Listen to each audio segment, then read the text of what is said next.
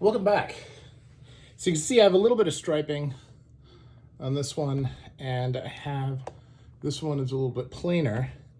But I thought about it, and what I'd really like to do is do a longer term patina on these.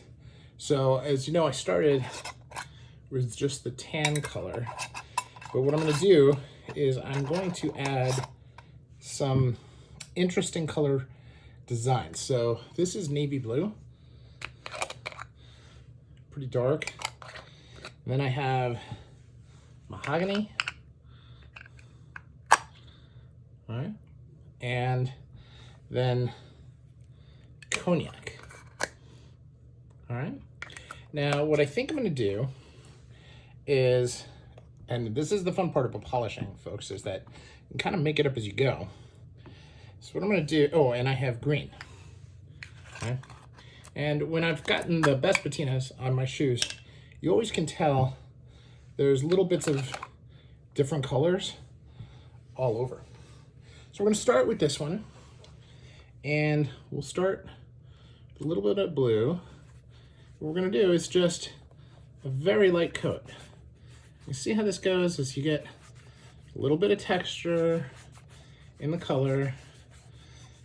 You can see a little bit of streaking, but nothing bad, nothing like really big.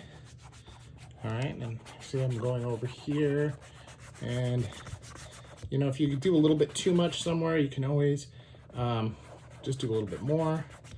You want to have something a little different, not boring, but not super thick. You see how this has got like a little bit of a tone to it, but not, you don't want to like cover it. The first layers that we did were more to cover and make sure that you're providing nutrients. This is art. Okay, so a little bit, not very much. Now I'm gonna do the same thing with green. Okay, so just a little bit of color.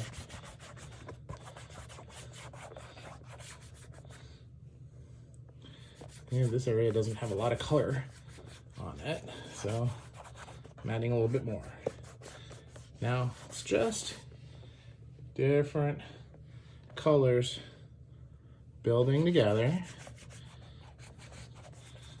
All right, so see how I'm doing this?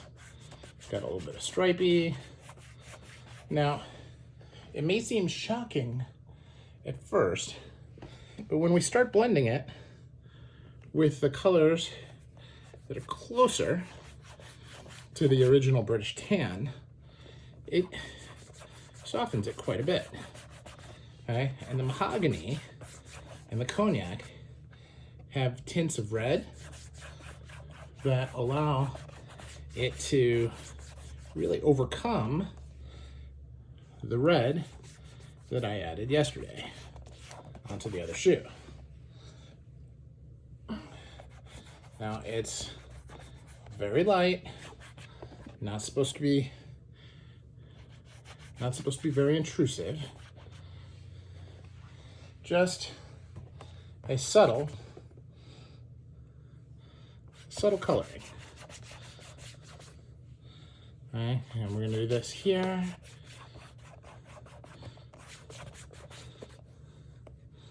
And get into that crevice there with the cognac, because that is the dark that we want around the toes.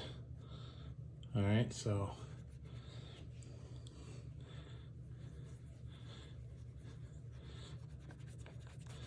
you see what we're doing is we're still covering all the colors that were there.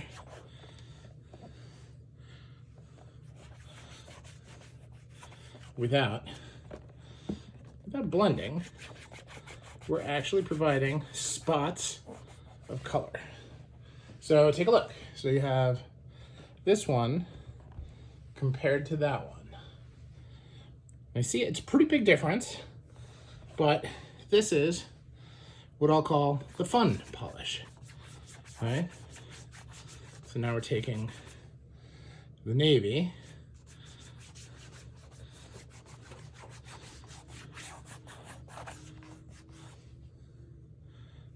and remember this area I kind of lightened too much, so I'll go over that pretty heavily with the cognac later.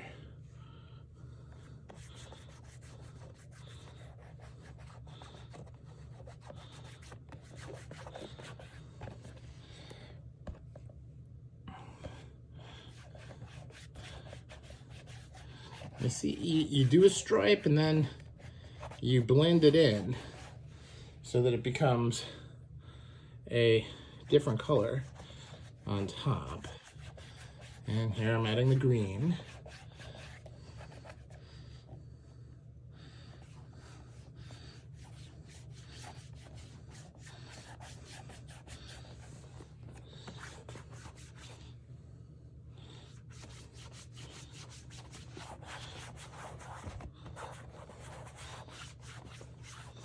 See, more of a unique patina. Definitely not something that you're gonna see from most houses. Most houses, if they do this, they'll do this with ink. But because it's polish, if I don't like it, I can just make it go away. Yeah. Here we go. We're bringing in the mahogany.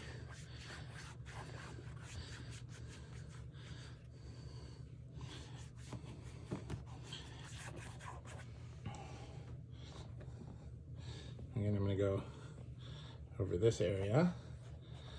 So I want to make sure that that blends in.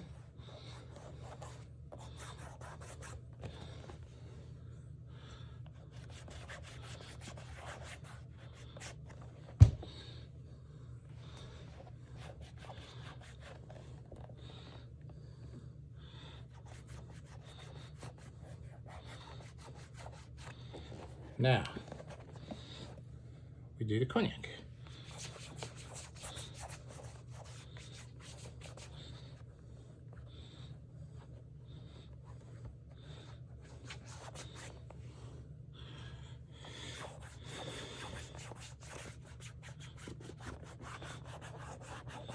Now you see how this is unique. The sides are not the same. The only thing I did was I kept the order the same because I want to have some semblance of consistency. But look at the shoes next to each other. And if I say so myself, it's not bad. Now what I'm going to do is I'm going to do the same thing I did on the other one. Do an extra thick coat of the cognac on the toe. And you see on this one, it's actually moving the color because I'm doing it here. So I'm going to do that on the other side as well.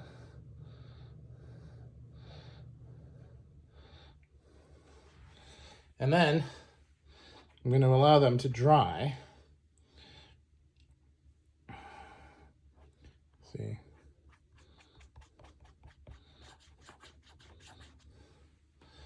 I'll allow them to dry and then go from there. Now, the Shoe Snob used to have its own line of polish, and since then they sold it. They're under a different brand, still called the Shoe Snob, but the logos and stuff are different. I really like this polish. I have not, in fairness, tried any of their new polishes, so I don't know if they're good, but to me, they feel exactly the same as the Saphir, and that's why I like using them, just because they're simple, easy, and not too tough. Now, we're giving this a few minutes to dry while I put my stuff away, and when I'm done putting everything away, I feel like it should be ready for me to actually begin a brush down. Now, this is an important brush down because when I put wax on, it needs to be really, really dry because the wax will take off this polish. So we're just going to using a really soft horsehair brush. We're basically using this to continue to smooth out the patterns. All right, so it's a little wet still, not much, but a little. And this is part of the process of getting this nice and ready to go. All right, now part of that is also getting the welt.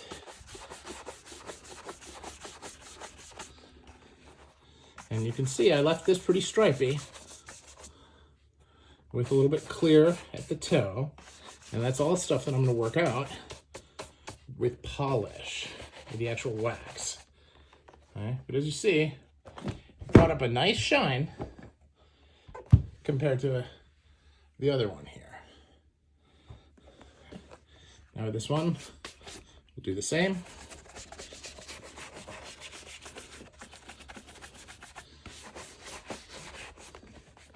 Now, I didn't talk about the amount of time I let the original polish dry. I did let it dry overnight, and mostly that was because I needed to air out the room and it got kind of late. So here you are. A very unique Wisconsin shoe guy like Patina. Now, if you prefer a solid coloring, you could simply put a solid coloring on. That's entirely up to you. So now, here's our wax, okay?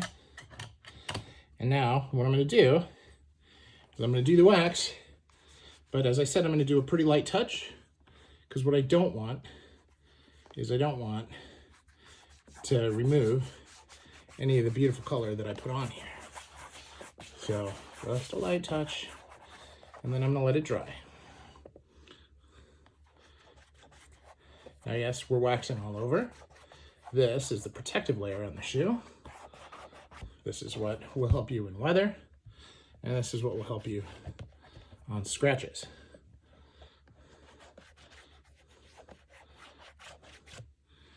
All right.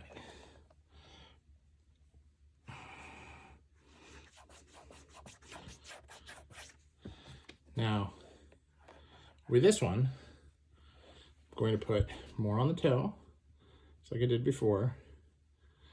And remember, I have these scratches on the toe that I really want to fill in almost. So I'm putting a big layer here. And you can see how thick I'm putting it on.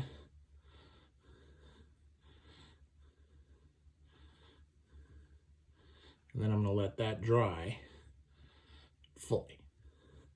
Not 10 minutes fully, like an hour fully. You can see there, as I get closer, I can easily mess up the layer underneath it. And this, of course, is good wax, which will absorb. But when you put it on really thick, it takes time. So, it's still really thick on my hand. So take that off. And now, again, light touch. I'm gonna get a nice layer on here so that when I dry it in a few hours, it will shine up real nice and be protected so I can focus on the heels and toes. Now, a lot of guys don't necessarily focus on heels except on dress shoes. I tend to do it on boots because I'm pretty hard on my shoes and I tend to rub my heels together.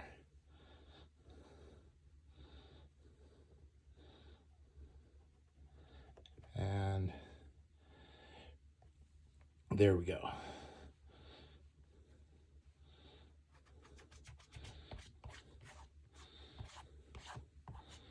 So that is where we're going to stop, and I will do a follow-up video on how they look after a few layers of wax.